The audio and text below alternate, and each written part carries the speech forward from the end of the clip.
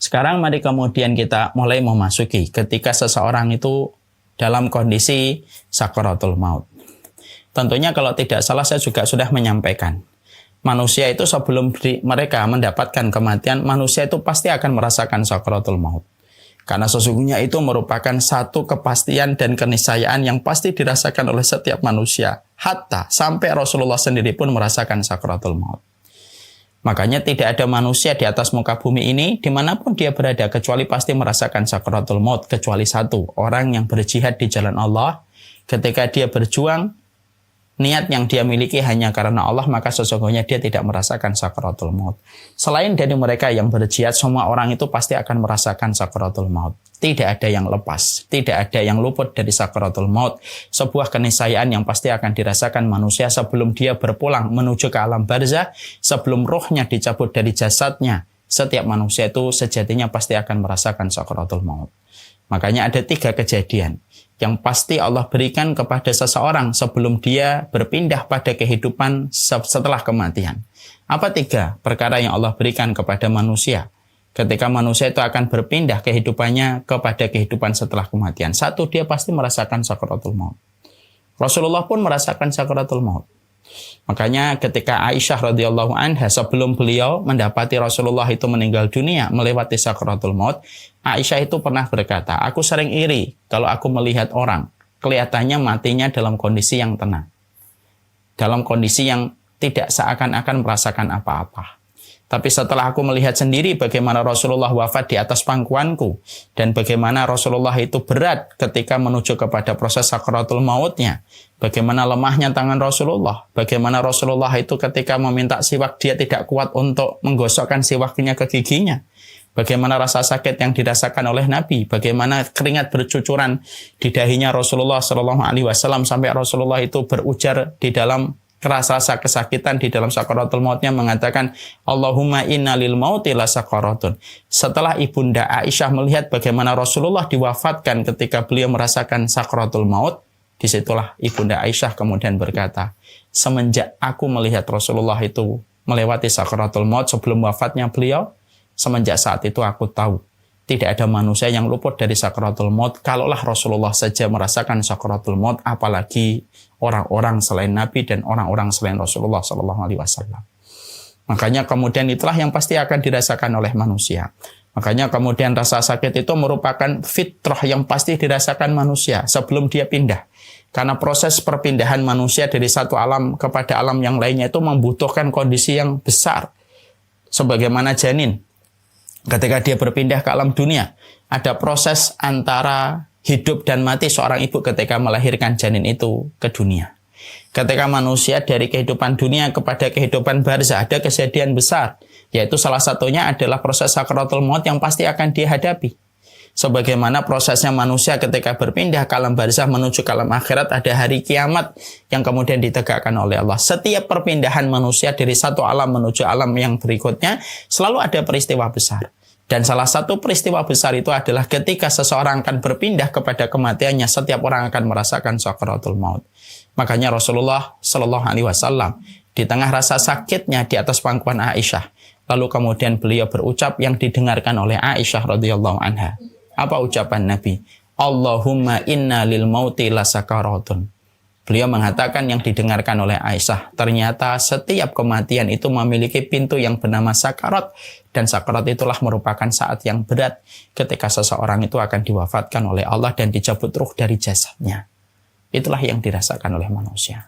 Gimana kalau ada orang ketika tabrakan langsung meninggal dunia, Ustaz? Bu, kapan sakaratul mautnya? Dia langsung merasakan sakaratul maut. Dia pasti akan merasakan sakaratul maut. Kalau apa yang kita lihat dari manusia seakan-akan dia langsung untuk mati, bukan berarti dia tidak merasakan sakaratul maut, karena pandangan kita sering menipu. Pandangan kita sering menipu. Kita menyangka dia langsung mati, padahal kalau kita melihat apa yang dikatakan Nabi, Nabi tidak mungkin berdusta, pasti dia merasakan sakaratul maut. Hanya saja masalahnya adalah ketika orang-orang yang kita lihat seakan-akan dia telah mati dalam kondisi diam, dia sedang merasakan sakaratul maut, tetapi kita tidak mampu melihatnya dan tidak mampu merasakan. Sama kayak kita lagi tidur bersama pasangan kita. Kemudian pasangan kita bermimpi, tetapi kita melihatnya kayak tidur biasa. Kadang-kadang dia ketindih, Tanpa kita sadari, dia seakan-akan tidur biasa, tapi tiba-tiba dia menjerit, baru kita tanya, ada apa? Ketindih. Padahal tadi sebelumnya kita melihatnya biasa-biasa aja. Maka itulah sakaratul maut.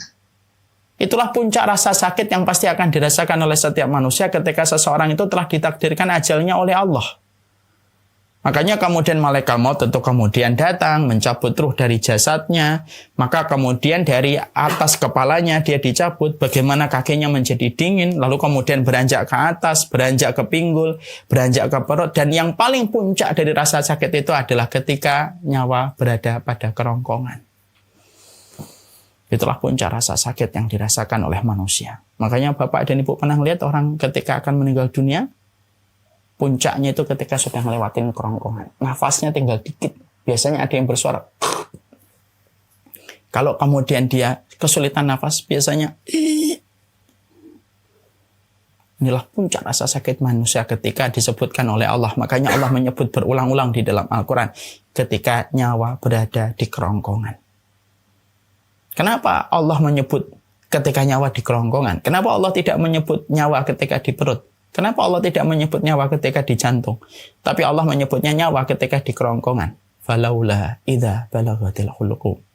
Karena menjelaskan bahwasanya puncak rasa sakit itu adalah ketika nyawa di kerongkongan, setelah itu kemudian melewati mata dan lepas ruh itu dari jasad. Dan itu akan dirasakan. Makanya kalau ada orang yang beriman, seakan-akan kita tahu keimanannya, ketaatannya, tetapi dia merasakan seakan-akan rasa sakit ketika sakaratul maut, Imam Qurtubi berkata, orang yang beriman, kalau kita lihat, dia merasakan berat ketika sakaratul maut, berarti ada dosa-dosa yang dia lakukan. Maka Allah jadikan sakaratul mautnya itu berat. Supaya gugur dosa-dosa itu dan supaya ketika dia pulang ke alam barzah, dia sudah terhapuskan dosa-dosa dengan rasa sakit yang dia terima ketika melewati sakaratul maut. Karena seluruh rasa sakit yang dirasakan oleh manusia ketika sakaratul maut, rasa sakit yang dirasakan oleh manusia ketika sakaratul maut, itu merupakan rasa sakit yang menghapuskan sebagian dari dosa-dosa mereka dan kemaksiatan mereka semasa hidupnya. Itulah sayangnya Allah. Sampai sakaratul maut pun akan dijadikan oleh Allah menjadi alasan untuk menghapuskan sebagian dari dosa dan kemaksiatan yang dilakukan manusia. Karena maghfirahnya Allah lebih besar daripada azabnya. Karena maghfirahnya Allah lebih besar daripada murkanya. Makanya kemudian itulah yang dirasakan oleh setiap manusia. Setiap manusia. Anak kecil, ataupun kemudian orang yang baru beberapa bulan, semuanya akan merasakan sakaratul maut. Bahkan kakak saya yang meninggal di wabah pandemi ini, cerebral palsy, seumur hidupnya tidak tahu dosa, karena beliau tidak terkena beban dosa. Beliau kayak anak kecil di bawah 5 tahun. Tapi ketika beliau, saya lihat sendiri ketika akan meninggal dunia, beliau merasakan bagaimana sesak dadanya, sampai kemudian rasa sakit, padahal tidak pernah melakukan dosa. Bersih selama hidupnya, dia tidak ngerti apa-apa. Dia kayak anak kecil di bawah 5 tahun. Tapi tetap Allah berikan fitrah itu. Karena ini merupakan bagian dari sebuah fitrah kehidupan yang Allah gariskan kepada setiap manusia. Kalau Rasul saja merasakan sakaratul maut, apalagi kita bukan Nabi, bukan Rasul. Makanya Imam Qurtubi pernah ditanya, dan itu dia tuangkan di dalam kitabnya At-Tadhkirah. Kenapa Rasulullah Muhammad merasakan sakaratul maut? Padahal orang yang paling layak dibebaskan dari rasa sakit sakaratul maut itu hanyalah Rasulullah. Dengan keimanan beliau, ketaatan beliau, menjadi manusia yang paling dicintai oleh Allah di atas muka bumi ini adalah Rasulullah Muhammad. Maka kemudian Imam Qurtubi menjawab dengan 2 poin jawaban. 1, supaya memberikan pelajaran kepada umatnya Rasulullah. Kalau nabiku, kalau rasulku, aku berikan kepadanya, yaitu adalah sakaratul maut. Maka ini kemudian menjadikan kepada setiap umatnya itu akan memiliki sebuah pemahaman. Apalagi engkau, bukan nabi, bukan rasul. Dosamu menggunung, kemaksiatanmu menjulang tinggi. Maka sesungguhnya orang-orang semacam ini akan berpikir betapa beratnya sakaratul maut sehingga bisa memperbaiki diri mereka. Yang kedua, kenapa Rasulullah merasakan sakaratul maut? Kenapa Rasulullah masih merasakan sakit? Hidupnya sudah penuh dengan pengorbanan, hidupnya penuh dengan perjuangan, meninggalnya pun masih harus merasakan sakaratul maut. Maka dijawab lagi oleh Imam Qurtubi, karena Allah ingin meninggikan derajatnya Nabi sebagai pemimpin penduduk surga. Makanya Allah timpakan ujian yang paling berat yang pernah Allah timpakan kepada manusia, kepada Rasulullah. Supaya Allah memiliki alasan terindah untuk meninggikan derajatnya Rasulullah menjadi pemimpin para penduduk surga, setimpal dengan ujian yang berat yang beliau rasakan sampai ketika beliau merasakan sakaratul maut. Dan itulah yang dirasakan oleh Rasulullah. Ini kemudian yang kemudian terjadi. Makanya ketika seseorang itu sudah dalam kondisi sakaratul, malaikat kemudian datang. Makanya pandangan orang ketika akan meninggal dunia itu selalu melihat ke atas. Karena dia melihat malaikat yang tidak pernah dia jumpai seumur hidupnya. Maka malaikat kemudian duduk di atas kepalanya, mencabutnya pelan-pelan. Lalu kemudian dirasakan begitu berat walaupun sudah dicabut dalam kondisi pelan. Karena itu merupakan fitrah yang Allah berikan dalam setiap kejadian manusia. Maka setelah itu barulah kemudian ruh itu kemudian berpisah dari jasadnya. Roh itu ketika telah dicabut oleh malaikat maut, maka malaikat maut selesai tugasnya. Malaikat maut kemudian akan mengitari keluarga yang baru ditinggalkan orang yang mereka cintai. Ruhnya digantikan, yang memegangnya tidak lagi yang memegangnya adalah malaikat maut. Yang memegangnya adalah malaikatur rahmah. Kalau yang dicabut ini adalah orang yang beriman.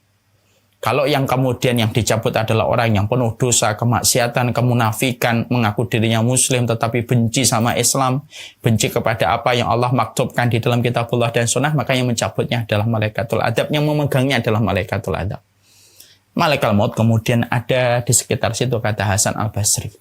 Lalu melihat bagaimana keluarga-keluarga itu tenggelam di dalam tangisan ketika ditinggalkan orang yang mereka cintai. Lalu malaikat maut, kata Hasan Al-Basri, berkata, sesungguhnya jangan kalian salahkan saya. Orang yang kalian tangisi ini adalah orang yang sudah selesai ajalnya. Selesai rezekinya pula. Kalau aku tidak cabut ajalnya, kalau aku tidak cabut ruhnya, orang yang kalian cinta ini tidak bisa hidup karena rezekinya sudah habis. Tidak akan dimatikan seseorang sampai catatan rezekinya itu habis. Jangan kalian menyalahkanku. Aku hanyalah utusan Allah, membawa tugas yang Allah amanahkan kepada diriku. Dan aku akan mendatangi kalian sampai kalian catatan rezekinya itu habis, lalu aku akan cabut kalian. Hasan Al-Basri rahimahullahu ta'ala lalu kemudian berkata, kalaulah setiap manusia mampu mendengarkan perkataan malaikat maut ketika baru mencabut nyawa dan dia masih berada di sekitar keluarga yang tenggelam di dalam tangisan itu, lalu mendengar ucapan malaikat maut itu, kata Hasan Al-Basri rahimahullahu ta'ala, tidak ada lagi manusia yang menangisi orang yang mereka kasihi ketika meninggal dunia. Karena setiap orang akan menangisi dirinya sendiri karena ketakutan terhadap perkataan yang baru saja disampaikan oleh malaikat maut.